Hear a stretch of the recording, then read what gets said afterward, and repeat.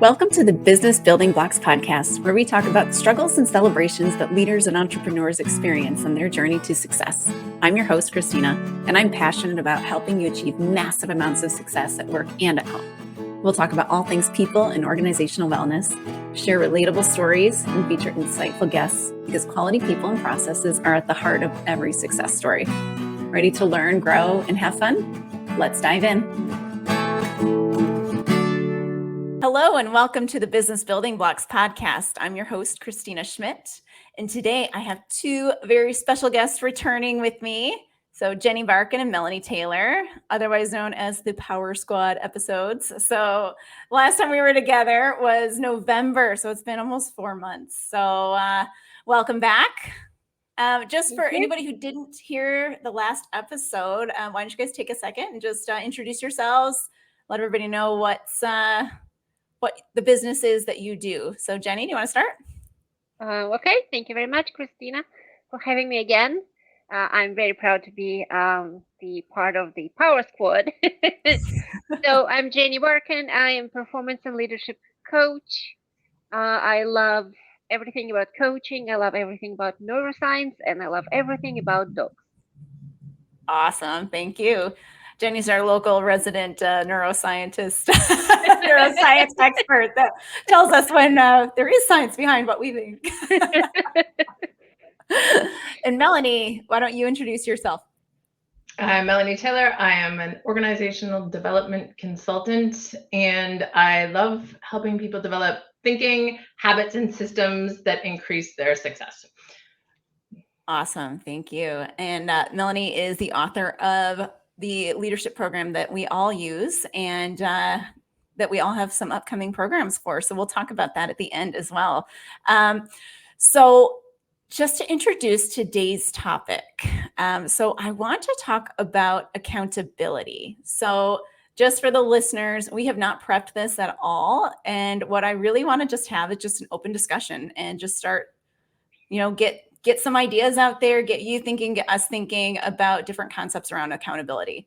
And so just to introduce the topic a bit, accountability is always, it seems to be a scary thing for some of us and a lot of our clients. And so there seems to be a very fine line to walk that people kind of struggle with, where holding people accountable feels hard and it feels like conflict, or it feels like by holding them accountable in a very, I guess, people forward way, in that it might feel like we're being too soft. And so we're allowing mistakes, but we're then allowing those boundary lines to get smudged too much. And so finding that balance between being understanding and being actually holding people accountable. And so I want to kind of discuss some ideas around it, maybe get people some clarification on it, and then some active ways that they can actually do it. So any thoughts that struck from just that right away?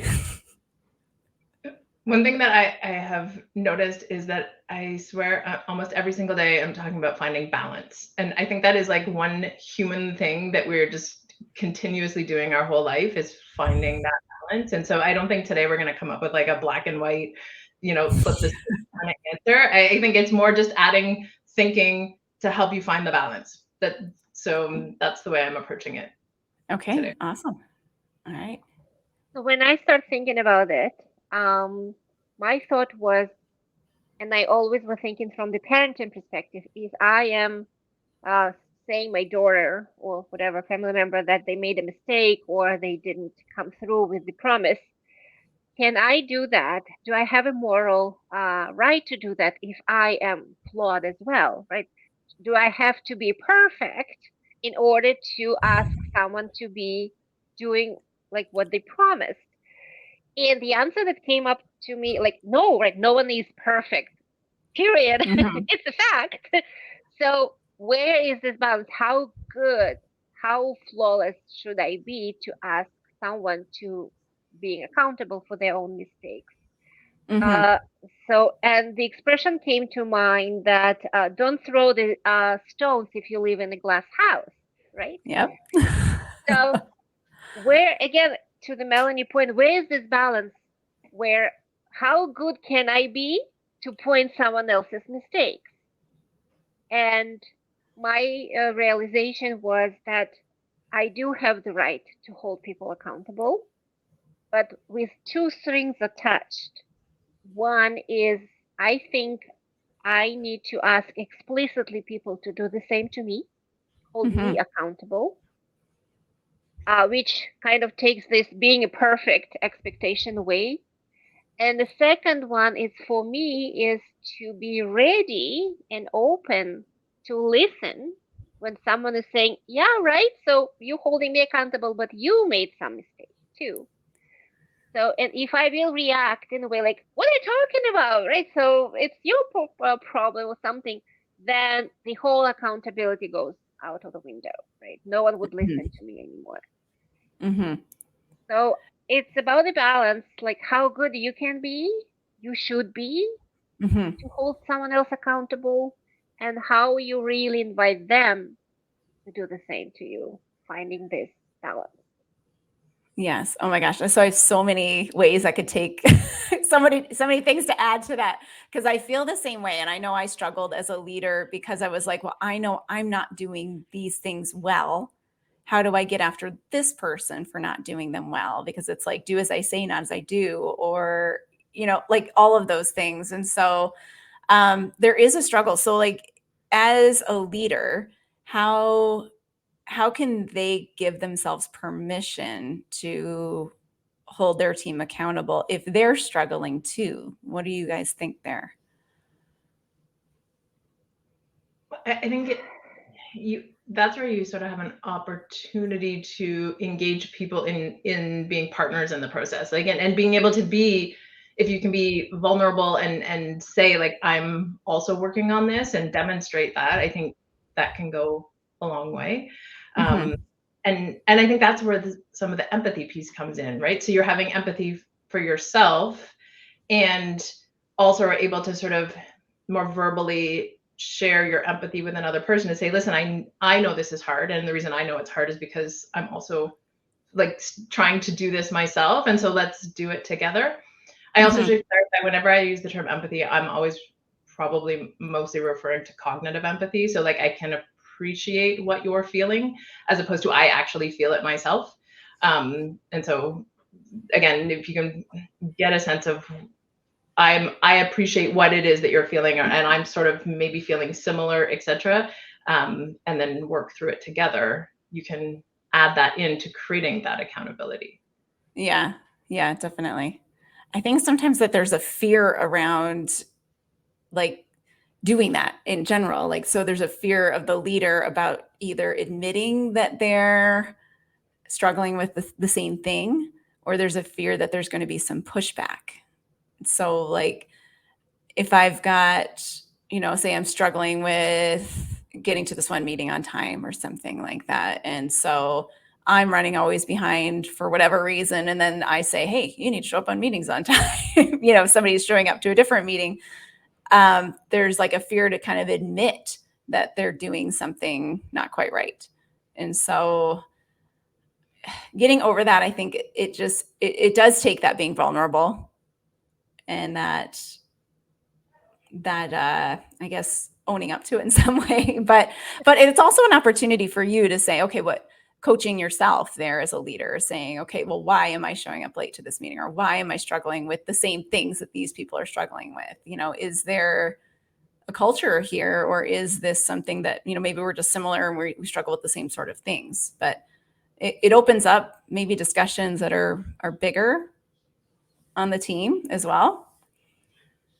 Well, and I think that fear you're talking about, so all of our challenges come back to the feelings that we have, and then the stories we tell ourselves. And so again, like, so many of the conversations that we end up having are around, what is the story you're telling yourself that's getting in the way of you being able to do the thing that's going to make sense because of this. So like, if you're afraid of holding people accountable because you're worried about what it's going to say about like yourself and your accountability, and you're also concerned about being honest about the fact that you have a challenge with accountability, there's a lot of stories you're telling yourself there that you probably benefit from kind of like a reshake to better get the outcomes you're looking for.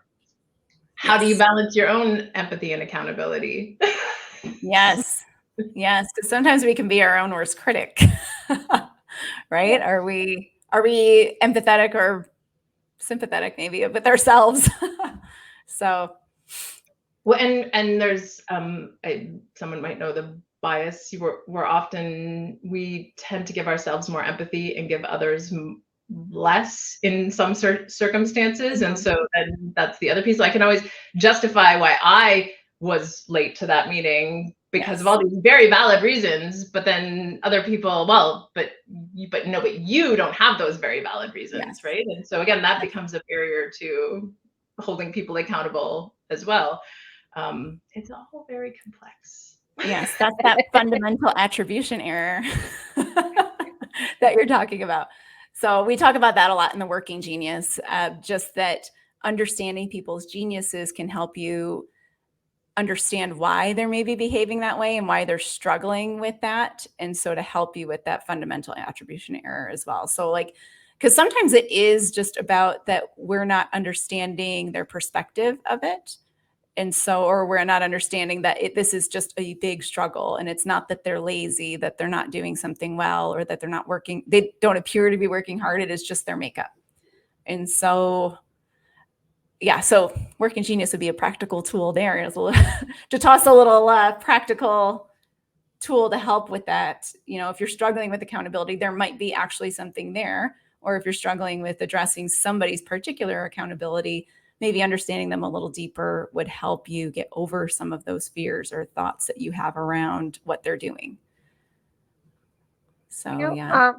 Sometimes when I hear holding people accountable, it's usually we think about when the results are not as we planned, right? So at the end of the line, which I think it's a huge mistake for leaders, because to hold someone accountable to something, you need to establish very clear expectations, like a week or sometimes years ago, right? So, but we often talk about accountability when we reach the end of the task or the goal, right? So when of course, it's very hard to talk about what you were supposed to do and you didn't do it if you actually never said to your team or team members, your direct reports, what were they supposed to do, or you never ask, do you understand what I want from you? Are you on the same page? Do you have any questions? So the question about accountability and the moral right to ask people to like being accountable starts much earlier in the process when we set expectations and setting the goals. And Absolutely. I often hear from quite experienced leaders, but they should have known. They worked with me for years, right? Or they've been in this company. They should have known what I want from them. No, they should have not. Right? So, of course, experienced people, they know technical aspects, right? That's why they are still your employees, right? That's why we're still paying them salary. But to expect that people would every time, every task, every process know what expected of them, that's a huge mistake. Yes, most certainly. Yeah. But they're adults. I shouldn't have to babysit. But one, being an adult, a mind reader, and I keep coming back to it's leading. It's like if we change our story and the story we tell ourselves, it becomes easier to hold people accountable and get the outcomes we want, because we get involved and show up in a more beneficial way for everybody, right? We reduce a lot of those frustrations. Yes. One thing I've noticed when you talk about accountability and empathy, because I think they need to be in balance in some way, is often both words elicit strong reactions. And again, that story, the thinking behind them. So I find often if you say, okay, we got to hold people accountable, people are like, oh no, that's a bad, like that's not the type of environment we are. We don't do that. We care about people, etc. Right? So there's this mentality that accountability means you don't care.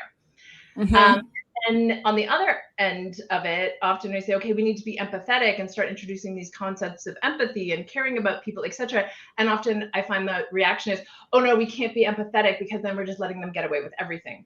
And again, we need to better understand and define those words and how they come in balance. So empathy is, and cognitive empathy is understanding where the person is at, what they're experiencing, etc. It doesn't mean that you agree with it or give in to every single thing they need, right? You're not just constantly giving to them. Empathy also needs boundaries, and it needs an element of accountability. So accountability is holding people to what they said they were going to do or what is expected of them, etc. Mhm. It doesn't mean that you're punishing them, right? Often that's the case. Is people think, oh, accountability equals punishment. Absolutely not.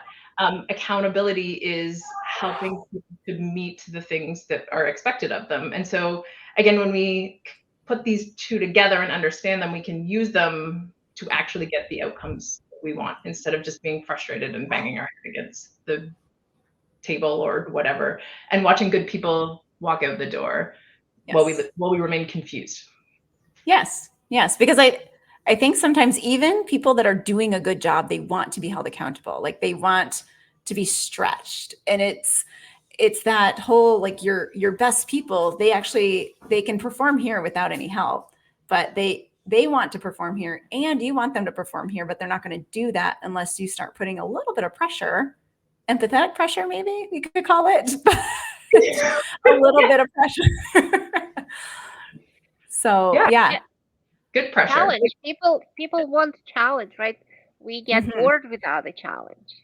Exactly. And another thing, like Melanie, you were talking about that accountability sounds like bad thing, right? So like it's something we shouldn't do, or it's something that's unpleasant. But what we forget that accountability, when I have accountability against my employee one on one, right? It's still not one on one really. Because if I'm not holding underperforming employee accountable for whatever reason, I'm affecting everybody around because I'm showing them you can do whatever you want and there's no circumstances. So people like taking it the wrong way that, okay, so if this guy gets away with everything, why should I be doing the best job? Or some great employees, they saying, I can't do a bad job. I will continue a very good job. But I'm growing resentment towards the company, towards the leader, right? And at some point, I'm saying goodbye. Our company Mhm. loses great. So I think for leaders, if they think about accountability not like one on one, like me and someone that I need to hold accountable, but how this relationship affects systemically everybody else, Yes. then Yes. maybe it will make them, oh, but it affects not one person, it affects the whole team or whole company. Then Mhm. it's worth doing. So giving themselves permission to be sort of a bad guys, but for the good of the many other people around. Yes. I agree there because what happens is people will just start to come down and like they say that lowest common denominator, those will start to, your best people are still going to perform at their best. Like they won't come down, but they'll be, like you said, overworked. They'll be making up for everybody else's slack because a lot of the kind of maybe not the best, but pretty good people that would be awesome if there was accountability, they'll come down to what's acceptable. And if we don't hold people accountable, then anything's acceptable, apparently. So I want to switch gears a little bit because I think we come from the side where, accountability is a struggle for us to some extent. But Melanie, you alluded to it a little bit earlier, but if we're too empathetic, then we let everything go. Right. So I want to kind of come at it from that end as well, because there are so many people. Like I actually had a client and the whole group of them, they were like, why do I have to talk to these people? I'm just going to tell them what to do. And, when I yell, they do it. But when I don't yell, they don't do it. So let's talk a little bit around that as well. And I think I experienced this with my children is that if I'm not holding people accountable steadily, or not, holding them accountable all the time, that they've pushed the boundaries to the level that they only do it when you yell, or that they only hear you when you yell, because it's like, well, they don't really mean it until you yell. Or, any thoughts around that? Yelling is easy. Mm-hmm. Mm-hmm. And effective in the moment. And it's one of those things that you need to keep doing, and it creates damage on the other end. I think it's seemingly easy, but there's so many complex things happening underneath. And is it really holding people accountable if they're reacting to your yelling? Like that's not accountability. It means you always have to be there yelling and getting irritated. Right? So the other piece of that is, again, coaching or guiding people or having relationships where they want to be accountable, right? Like, so they're intrinsically motivated as opposed to externally or extrinsically motivated. And that takes time and effort. And we often don't see the results of that time and effort right away. It's like starting to work out or starting to eat healthier or sort of like all of these things, right? You don't see it for a while. So it's so easy to slide back. But in my experience, my own personal experience, and then in seeing the success of others, putting in that effort to move away from yelling and realizing there's a way to hold people accountable or help them hold themselves accountable that's different. It does take effort. I think it is important, because yelling is always going to be easier, and like in the moment, it's always going to feel easier. But has its impacts. It does. I found with a few clients of mine who were on the way, I'm not the babysitter, right? We are not in kindergarten. I just tell them what to do. They smart enough to do it, etc. And they practice or yelling or any other sort of punishment. And what I'm asking them is that the legacy you want to leave behind? So we often, as human beings, we want to leave something behind, right? So whether it's children, family, or invention. So many of us, we don't have this opportunity to be world-known scientists who leave behind like a discovery of a lifetime. So, but we always have a little places to leave the legacy behind. And asking, is that the legacy that the screaming, hating, irritated person you want to leave? People, they will leave your work, they will go further, and they will remember, oh, like, who is your worst manager? Oh, that guy. Is that the legacy you want to be? You might not know about that, but it will be there. Or you want to leave the legacy of someone who understands, someone who asks questions, someone who listens.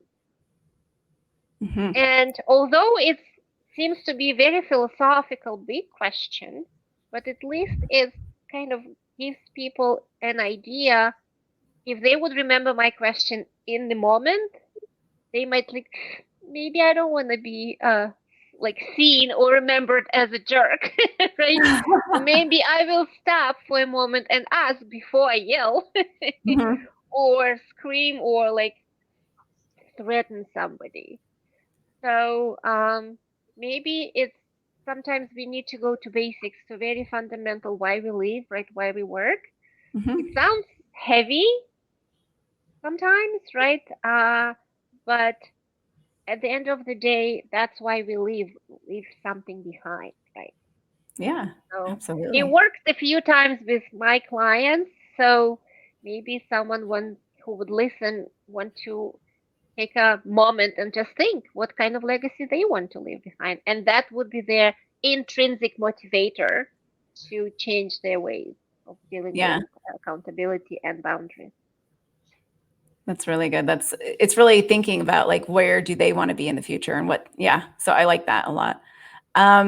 Also, you can also look at it a slightly different way, just to kind of add to it, is like, what do you want of your people? Like, do you want them to just be robots that just do this, and this? Or do you want them to be problem solvers and to work at that higher level? Do you want them to be thinking of ideas and innovative? And so sometimes that can be a struggle though, too, because they do just want them to follow the process, but then they get annoyed on the same side that they get called for every single issue that comes. And so if you want to have the learning organization, you want to have people that can solve problems, you've got to be empathetic with them. You've got to make it a safe space for them to mess up a little bit, but be held within the boundaries that you've set. So, well, and I always try to think of it as nudging your way forward. So it doesn't mean like accountability doesn't mean you're giving, like letting people do whatever, but it also means that you maybe need to be more realistic about what you're holding the person accountable, and empathy is going to help you get there.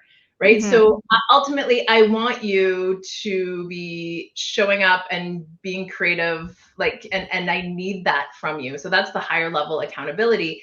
And for me to go out and say, I'm holding you to that accountable, you do it tomorrow or else that's it. Like that's gonna stifle creativity. And so the empathy piece is in the moment understanding, okay, where you are at now and what is the gap we need to close so that we can move you closer to that objective that we have. And then let's move you closer. And we're like constantly trying to, again, find that balance between that empathy and accountability and paying attention to the patterns. Like if they're making progress, then that is success. But if we're being empathetic and there's no progress being made, then we probably need to dial in a little bit and say like, okay, we can't just keep allowing you to do this, right? Like I can understand where you're coming from, but at the same time, we're not making progress here. We need more accountability and sort of, again, balancing it. But it's not an all or nothing thing. And I think it's using the right balance in each moment to work your way to the ultimate goal that you are achieving.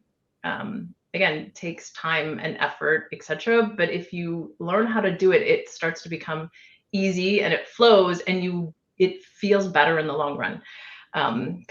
Because walking away yelling and that just rarely feels good in my experience. Maybe in the moment, but later on it does not. Yeah. Like, no, you're searching for different tools. One more thing I'm trying to remind leaders who saying that, yes, what you Melanie said, it's to finding this balance. It takes time, takes patience, right? Takes effort. And I hear some leaders, but I don't have time. I have a company to run, right? I have balance, like results and salary to pay, etc. What I'm like lately, I'm repeating myself many times that with all that going on in technology world, right? The AI and information exchange and everything, any technology and every know-how can be replicated basically in a matter of seconds sometimes, right? Anything you might have, you have is proprietary and puts you on edge in front of everybody else, can and will be broken next day, except people. So the only thing you can rely right now as a competitive advantage, I believe, is just people. Yes. Not technology, not resources, not markets. We saw in the last 3-4 years how life can change and get upside down in a matter of days. So we only can rely on people.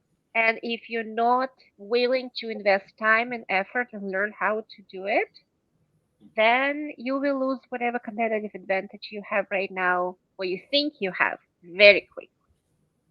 So maybe that would be the motivator to invest. Yes, time is hard. You will make few mistakes, right? And you would need to retry it again. And it will be something like accountability with Christina would be one thing. Accountability and boundaries with Melanie would be completely different. But it's worth the time and effort at the end of the day if you want your company to succeed for the long run. Definitely. The ultimate competitive advantage is accountability, right?